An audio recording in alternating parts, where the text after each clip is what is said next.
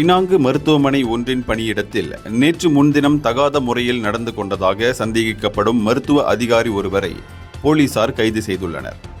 இச்சம்பவம் தொடர்பில் மருத்துவமனை தரப்பிடமிருந்து புகார் கிடைத்ததை தொடர்ந்து 43 வயதான அந்த அரசு பணியாளர் நேற்று முன்தினம் இரவு 9:30 மணியளவில் கைது செய்யப்பட்டதாக வடகிழக்கு மாவட்ட போலீஸ் தலைவர் ACP அப்துல் ரசாக் முகமது கூறினார்.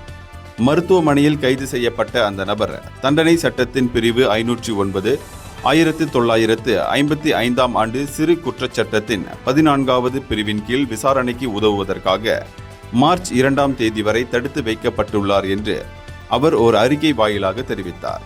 சிகிச்சை பெறுவதற்காக மருத்துவமனை வந்த 20 வயதுடைய ஒரு பெண் நோயாளியை ஏமாற்றி அவருக்கு எதிராக தகாத செயலை அம்மருத்துவர் புரிந்ததாக கூறப்படுகிறது. இந்தியர்களின் இதய குரல் மக்களோசை.